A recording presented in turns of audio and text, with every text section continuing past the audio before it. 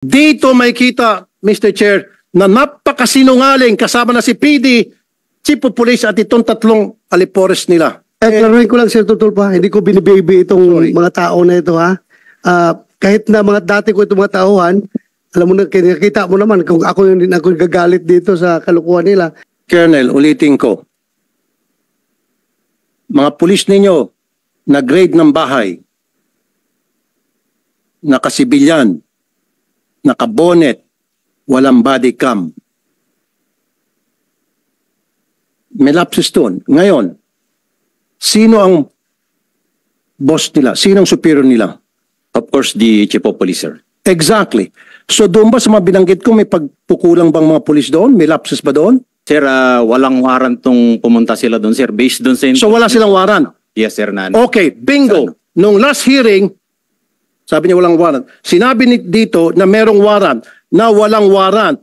So kung walang warrant, you're saying it's a covert operation, but they're insisting, napahinga sila ng untong hiringa. Wait a minute, Colonel, let me finish. Huli ka na.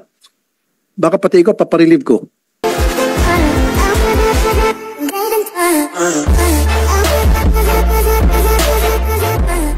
Well, andito yung nagbalik, yung provincial director. Can we hear from you, provincial director? Bakit yung binalik? Sir, good afternoon. Naibalik namin, sir, based doon sa appreciation namin doon sa investigation that yung participation niya lang is yung sa radio interview na sinabi niya nga na nakabonet. So, with that, sir, yung appreciation namin, wala naman siyang kinalaman doon sa nangyari doon sa ground, kundi yung lang ang interview. So, ibinilik namin, sir. Yun lang yung recommendation namin, sir. And it was approved by the regional director, sir. Then, pwede ba natin patawag regional director? Alam niyo ibig sabihin ng command responsibility, ano po? You understand that, right? Yes, sir. So, under the command of responsibility, may pananugutan ito sapagkat pinapayagan niya ang kanya mga tao na palaging pag nag-raid ng bahay ay nakasibilyan at nakabonet at walang suot na body cam. So, how's that for a command responsibility? Colonel Relly Arnedo, sir. Sir, ulitin ko, sir, yung investigation namin kasi, yung presence of the police doon sa area is to validate the information. No, sir, pakisagot lang po, yung tinatawag na command responsibility. Yung estilo ng kanya mga bata, under his command, these three people, these three policemen, kapag nagsaserve ng warrant, nakasibilyan, nakabonet, nakachinelas. Your Honor, Senator Tulfo, hindi pa pala ito nakapag-oath. Comsec, please administer the oath. Yes, sir. Sir, kindly stand up, please. Please raise your right hand. Do you swear to tell the truth, the whole truth, and nothing but the truth in this investigation, sir? Thank you, sir. Please take your seat. Colonel, ulitin ko. Mga pulis ninyo na grade ng bahay, nakasibilyan, nakabonet, walang body cam. May lapses doon. Ngayon, sino ang boss nila? Sino ang superior nila? Of course, the Chief of Police, sir. Exactly. So doon ba sa mga binanggit ko, may pagpukulang bang mga pulis doon? May lapses ba doon? Sir, kung yung pagpunta nila doon, sir, is not part on the procedure. No, yung procedure po, yung procedure na sila ay nakabonet, walang body cam, nakasibilyan, hindi man lang nakasuot ng tsapa na pulis, kahit na sabihin natin wala ng warrant, at least man lang may ID na makikita na pulis sila. Kaya nga nagkaroon ng komosyon eh. Kasi akala ng Camilon family, mga akyat bahay. But anyway, so yung procedure na yon, was the procedure violated? Yes or no lang? No, sir. No, sir. The procedure wasn't violated? Yes, sir. Yes. Pwede mag-raid ng walang body cam? Depende, sir, kasi hindi raid yung pinuntahan, sir. Kaya mag-serve ng walang body cam, okay lang na nakabonet? Pwede, sir, kung covert operation kasi yun, sir, yung nakita namin dun sa report. It is not a covert operation. They are trying to serve a warrant, Colonel Arnedo. Sir, walang warrant tong pumunta sila dun, sir. Based dun sa... So wala silang warrant? Yes, sir. Okay, bingo. Nung last hearing, sabi niya walang warrant. Sinabi dito na merong warrant, na walang warrant. So kung walang warrant, you're saying it's a covert operation, but they're resisting, napahinga sila ng puntong hininga. Wait a minute, Colonel, let me finish. Huli ka na. Baka pati ikaw, paparelieve ko. Yes, sir. Makinig ka.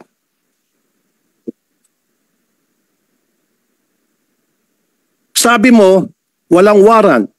Nung last hearing, merong warrant. Makinig ka. No, Colonel. Ulitin ko, for the end time. Ngayon, lumabas sa bibig mo. Huli ka, Balbon, sabi pa nga naman netizen. Sabi mo, walang warrant because it was a covert operation. Ang sabi nila di sa hearing, matatanda mo, Chief Senator Bato, may dala silang warrant and they were serving that warrant. In fact, wala silang search warrant pero meron, wag ka muna sumagot. Sir, sir. Wala silang warrant Wala, sir. dahil merong tipster. That's why they don't need the search warrant anymore. The warrant will suffice because, andito pa nga dito si Attorney Bernardo, because at that time, merong witness or asset na nagsasabi nandyan sa loob ang kanilang hinahanap na suspect na isa-serve nila ng warrant. Do you remember that, Attorney? Kaya nga nagkaroon tayo ng konting discussion between search warrant and warrant of arrest. Yes, Sabi nila there's a warrant of arrest but no search warrant is needed because meron nga witness na nagsasabing nandoon yung suspect. Opo, Your Honor. Narinig ko po na sinabi ng mga taong ito na nagsaserve sila ng warrant of arrest. Kaya ang sabi ko nga, dapat sumunod doon sa Supreme Court issuance sa dapat naka-body worn camera po. Narinig mo, Colonel Anedo. Ngayon, galing sa bibig mo, walang warrant at covert operation. Hindi kayo tumutugma-tugma. Dito may kita, Mr. Chair, na napakasinungaling kasama na si PD, Chief of Police at itong tatlong alipores nila. You see, Colonel, you're a bad example of the PNP. Your Honor, Senator Tulfo, klaruhin mo natin. Yes. May warrant o wala? Sir, may warrant, sir. Pero yung sinasabi ko, sir, nagbabalidate nga doon sa sir, yung chip intel, walang dalang doon, pero nagbabalidate nga. Pero But meron there's a warrant yung subject. Mayroon, sir. Hindi lang nila bit-bit yung warrant. Yes, sir. Yun ang ibig kong sabihin, sir, na hindi lang nabit-bit yung warrant because they are validating chip intel po yung nandun, sir. Klaruhin natin, covered ng warrant yung Yes, subject sir. na hinahanap nila. Yes, sir. Hindi lang nila bit-bit yung papel. Yes, sir. Oh, klaruhin mo Then, pag... walang warrant, dapat di kayo pumasok. Sir, actually, sir, hindi sila pumasok, sir. Sorry, Hindi sila pumasok. sorry po, Chief. Doon pa lang nagkaroon inconsistencies. I'm sorry, Chief. Yes. Parang nabibaby to eh. The way I look at it. Parang nabibaby na naman to eh.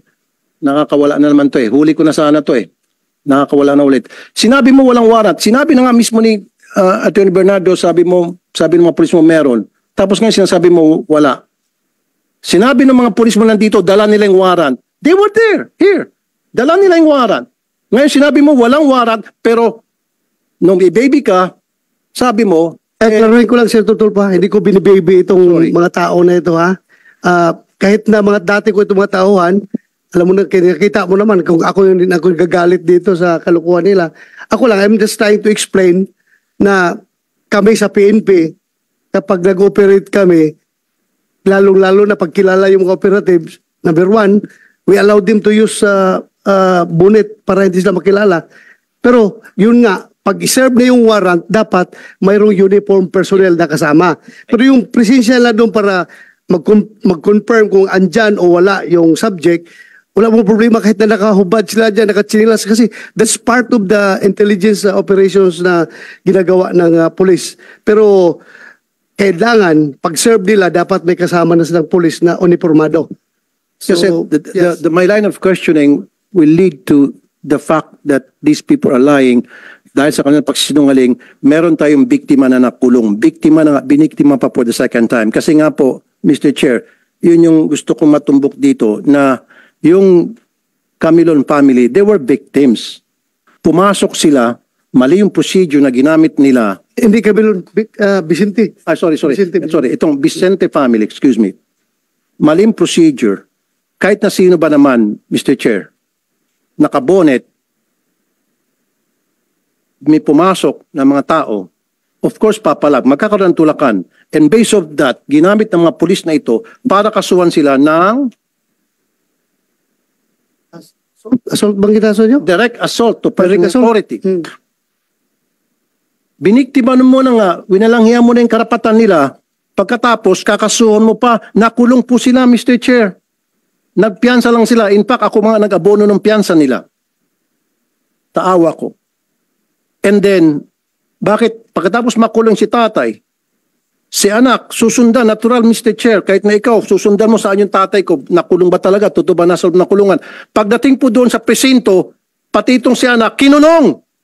And of course, magsisinungaling to, sabi nila hindi. Kaya nga, doon pumasok yung gusto ko sana, Mr. Chair, ipalay detector test sila kung sino nagsabi nito to. Ito ba ang grupong ito o yung grupong doon sa complaint natin? Pumayag sila, pareho. Nag-lie detector, umatas to, itong mga pulis na ito, nag-go ahead itong mga complainant and they passed. Kaya nga, klaruhin natin na as far as this committee is concerned, and as far as public opinion is concerned, talo na kayo. Kayong mga pulis na umatras. Kahit na, yes, we understand that. It is your constitutional right na umayaw dyan sa lie detector test. Karapatan nyo yan kung ayaw nyo. Pero we are talking here about public opinion. Talo na kayo. Pati sa committee na ito. Mas naniniwala ang committee dito sa proven true lie detector test na hindi nagsinungaling. Kasi pinag-usapan natin last hearing was your word against their word. So, para to establish kung sino nagsasabi na totoo, sinachallenge namin kayo ng lie detector test. Ngayon, kumasa sila. Pumasa. Kayo, kumasa. But later on, umatras. Hindi namin kini-question yan. That's your constitutional right. But, as far as this committee is concerned, nakikita talaga namin, hindi naman kami, kahit kayo, pulis kayo, if you were in our shoes, kung kayo ang membro, chairman ng committee na ito, sino pa paniwalaan nyo? Yung nag-volunteer ng lie detector test? Pumasa? O ito nag-volunteer tapos umatras? Alam nyo, masyadong mahalaga yung word of honor pagdating sa Pilipino. Pag sinabi mong, yes sir, magpalay detector test ako, tapos later on, atras ka, malaking bagay yan. So sa ngayon, as far as this committee is concerned, ito, impression of this committee favors the accused talaga. Ito mga pumasa sa lie detector test. Kayo, dadalawang isip kami sa inyo, maniniwala dahil nga, umatras kayo. So, yun lang kasimple. Kaya dapat, huwag kayong padalos-dalos. Huwag kayong padalos-dalos sa ginagawa ninyo. Hindi maganda yung ginawa nyo na pumayag kayo sa umatras. Again, as I've said, it is your constitutional right. Hindi namin kayo pwedeng pilitin. Pero, sino ngayon ang talo? Kung totoo sinasabi ninyo. Kahit na sabihin nyo, totoo yung sinasabi nyo ngayon, talo na kayo. From the start. Dahil nga, umayaw kayo, umatras kayo. Sa lie detector test. Ito ngayon sila. Halimbawa, granting lang, very remote possibility na nagsinungaling sila. Pero, pumasa sila sa lie detector test. Granting lang ha, granting na nagsinungaling sila. Hindi ko sinasabing nagsinungaling sila. Pumasa sila, hindi sila umatras. Kanino maniwala ang tao ngayon? Diba? Sa kanila. Proven sila na hindi nagsinungaling. Dahil wala silang rason na umatras. Kasi alam na, nagsasabi sila ng totoo. So ngayon, ano na ngayon ang tingin nyo sa sarili niyo kapag ganun? Yeah, go ahead. Mr. Chair, I think it's not a question of public opinion. I think it's a question of these people doesn't have respect dito po sa Senado. I'm just citing public opinion kasi lahat tayo naman. Opo. Marami nagsusubaybay dito Mr. sa Chair, ating hearing. I agree with you. The legal aspect is beside that. Kasi issue. Mr. Chair, kung matatandaan mo, in fact, we waited for several minutes, almost half an hour or so, na binigyan natin sila ng pagkakataon makausap yung council. yung lawyer. Nag-usap-usap sila dyan banda. Hindi natin sila pinilit, Mr. Chair. Walang pumilit sa kanila. Silang kusa nagsabi, yes. Inulit mo pa ata yun, if I'm not mistaken. Are you sure, sigurado ka, etc., etc. Maging si Senator Tolentino, if my memory serves me right, ganun din. Walang pumilit, and they said yes. And then yung kabila, Vicente family said yes. Now, pagtalikod dito, they said no. Para sa akin, panloloko yun. Pambabastos yun sa Senado. Kasi kung ayaw naman talaga nila, alam nila na atras sila later on, sana dito pa lang, nag-no na sila. Hindi naman sila pinipilit eh. They know in their hearts, they know that, Mr. Chair, na paglabas dito Senado, magno-no sila. Alam na nila yun. Kailan dito, sa harap natin at sa harap ng publiko, pinalabas nila na sila ay mag-iya sapagkat wala silang tinatago. Yun yung point ko do, Mr. Chair. Na para wag na silang tularan, dapat ipa-show ko sila later on kung bakit hindi sila ma-cite in contempt. Kasi they could have just said no. Hindi natin sila pipilitin, Mr. Chair. Remember? Kung sinabi lang nila no sa atin, tapos na usapan. Move on tayo sa ibang topic. But they said yes. And the kabila said yes. Yun lang po yun. And now, Mr. Chair, may I request next time yung RD siguro, patawag natin, or maybe yung si Chief PNP, if we can request, or si yung administration ng PNP, yung hierarchy, para nakakasama ng loob kasi, Mr. Chair, may kita po ng mga biktima at may kita po ng mga iba pang biktima nila in the past. Mamaya magpapakita kong video na meron pa sila ibang biktima. At kumbaga, parang gumawa ng kalokohan mga ito, nakalusot na naman, at nakulong pa yung mga katulad namin mahirap. Yes, we will do that in the proper time. Buti pa, Mr. Chair, yung mga ibang PD at RD na nilapitan ko, pag nirelieve all the way. Marami na po ako naparelieve na mga chief of police, na I went to the PD and RD, na-relieve all the way. Ito, nirelieve and then binabalik din at nagbigay lang ng rason na para sa akin, very shallow, flimsy yung reason.